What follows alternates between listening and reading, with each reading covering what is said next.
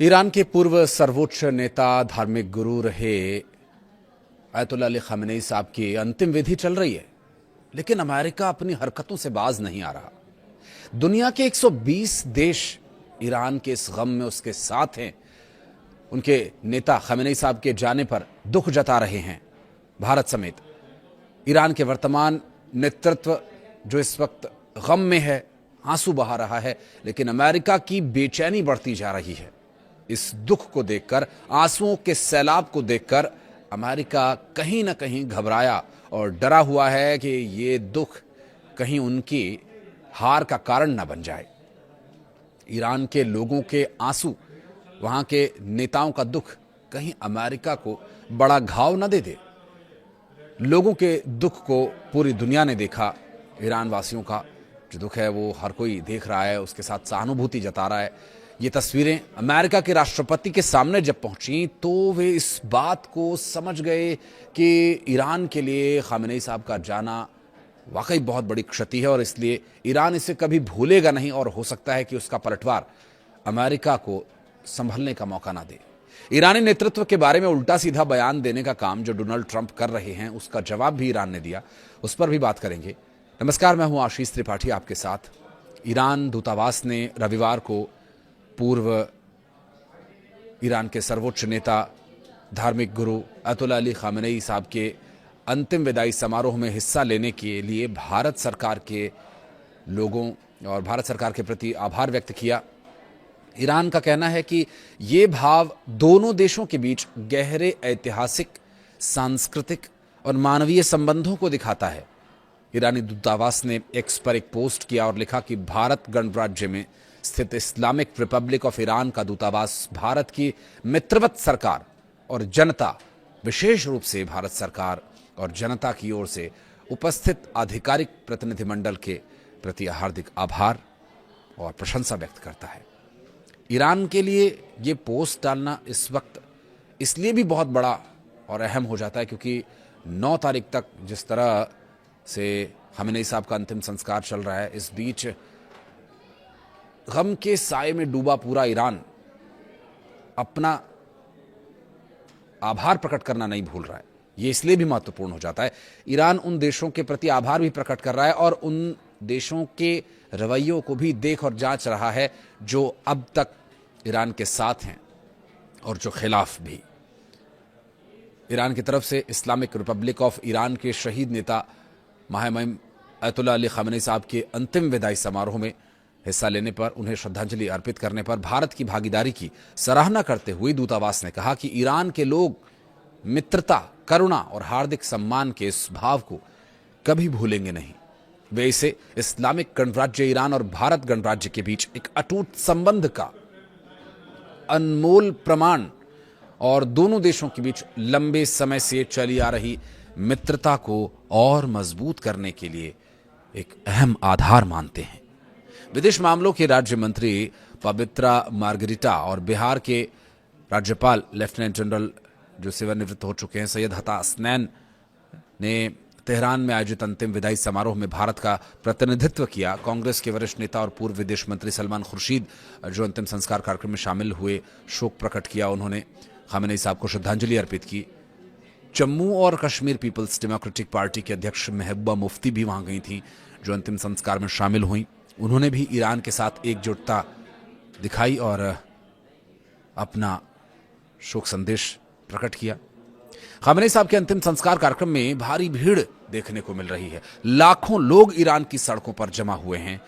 ये अंतिम संस्कार दुनिया भर में सबसे अधिक लोगों का ध्यान आकर्षित कर रहा है और इस तरह का आयोजन कभी पहले हुआ नहीं है और शायद आगे भी कभी ना हो।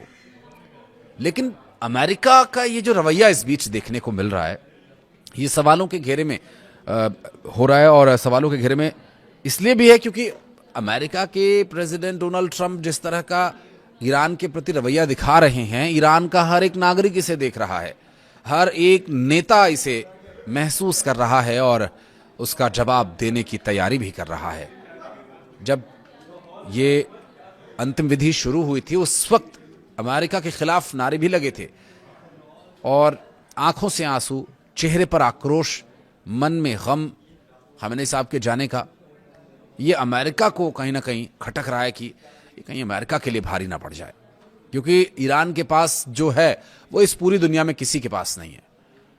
अगर ईरान अपने हथियारों, अपने बहादुरी, अपनी ताकत को कुछ देर के लिए इस्तेमाल न भी करे तो स्ट्रेट ऑफ होर्मुज अकेला ऐसा इलाका है जिसके दम पर ईरान पूरी दुनिया को कंट्रोल कर सकता है, और इसके बिना किसी का काम चलने वाला नहीं है। इसलिए अमेरिका को बहुत सोच समझकर बयानबाजी करनी चाहिए। अमेरिका ने ईरान को अंतिम संस्कार के लिए 1 हफ्ते की छुट्टी दी थी, ये डोनाल्ड ट्रंप का कहना है। ये डोनाल्ड ट्रंप छुट्टी देने वाले कौन है? डोनाल्ड ट्रंप का कहना था कि हमने वेनेजुएला को 1 दिन में हरा दिया। ईरान वेनेजुएला नहीं है ट्रंप साहब। ईरान को बुरी तरह से मात देने की बात आप कर रहे हैं, समझौता करने के लिए बेताब होने की बात कर रहे हैं। ईरान का नेतृत्व इस वक्त गमज़दा है और इस वक्त ईरान किसी भी समझौते की स्थिति में नहीं है और ना उनका कोई ऐसा मूड है। ट्रंप कह रहे हैं कि ईरान समझौता करना चाहता है और बुरी तरह से वो इसके लिए तड़प रहा है। अमेरिका के प्रेसिडेंट के बयान अक्सर चर्चा में इसलिए रहते हैं क्योंकि वो बोलते कुछ हैं करते कुछ हैं, ये तो पूरी दुनिया जानती है। लेकिन उन्होंने जो कहा कि अंतिम संस्कार के लिए 1 हफ्ते की छुट्टी दी क्योंकि हम अच्छे लोग हैं। अच्छे लोगों की यही पहचान होती है। किसी भी देश पर कब्जा करने की कोशिश करो, वहां के सीनियर्स को उठा लो, वहां के नेतृत्व को किडनैप कर लो। शनिवार को अंतिम संस्कार कार्यक्रम के दौरान ईरानी संसद के अध्यक्ष मोहम्मद बाकिर गालिबाफ, ईरान के विदेश मंत्री अब्बास अराक्ची गमज़दा थे, आंखों से आंसू झरझर बह रहे थे। इस पर ट्रंप ने अंतिम संस्कार में ईरान के लोगों के दुख का मजाक उड़ाया, जो पूरी दुनिया में अब मजम्मत की वजह बन रहा है। इसकी घोर निंदा हो रही है। वो ये कह रहे हैं कि ईरान के जो लोग रो रहे हैं ये आश्चर्य की बात है। देश के सबसे बड़े नेता, वहां के धार्मिक गुरु खामेनी साहब का जाना ईरान के लोगों के लिए जितना बड़ा गम है, अमेरिका इस बात को शायद हल्के में ले रहा है या फिर अपने डर को छिपाने की कोशिश कर रहा है। अमेरिका के प्रेसिडेंट ट्रंप कहते हैं कि खामेनी से तो लोग नफरत करते थे, ये तो नकली आंसू हैं। किसी के आंसू नकली नहीं हो सकते।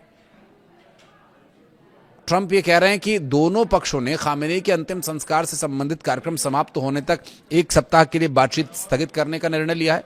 और ट्रंप ने कहा कि इस दौरान कोई भी पक्ष दूसरे पर हमला नहीं करेगा। ये बात तो जग जाहिर है कि हमला करने की स्थिति में अभी अमेरिका भी नहीं है और इजराइल भी ये गलती शायद न करे, क्योंकि अकेला इजराइल तो पूरी दुनिया से लड़ नहीं सकता। और अगर इस वक्त जो स्थिति ईरान की है, जिस दौर से ईरान गुजर रहा है, यूं भी ईरान पर हमला करना उचित नहीं होगा। और ईरान अमेरिका के प्रेसिडेंट के इस बयान का जवाब बहुत जल्द देगा, इसकी तैयारी चल रही है। हालांकि जिस तरह से एक प्रोवोक करने की कोशिश डोनाल्ड ट्रंप कर रहे हैं कि शायद ईरान का नेतृत्व कुछ ऐसे बेतरतीब बयानों पर कुछ प्रतिक्रिया दे और फिर पूरी दुनिया में ईरान को बदनाम करने का उन्हें मौका मिले, लेकिन ईरान इस वक्त अपने गम से संभलने की कोशिश कर रहा है और 9 तारीख के बाद संभव है कि इस पर कोई प्रतिक्रिया आए। अगर उससे पहले भी आ जाए तो कोई आश्चर्य की बात नहीं होगी, क्योंकि इस दुख के आंसू का मजाक उड़ाना अमेरिका को कहीं ना कहीं भुगतना पड़ेगा। आप कुछ कहना चाहें तो कमेंट सेक्शन में जरूर बताइएगा। वीडियो को यहां तक देखने के लिए बहुत बहुत धन्यवाद।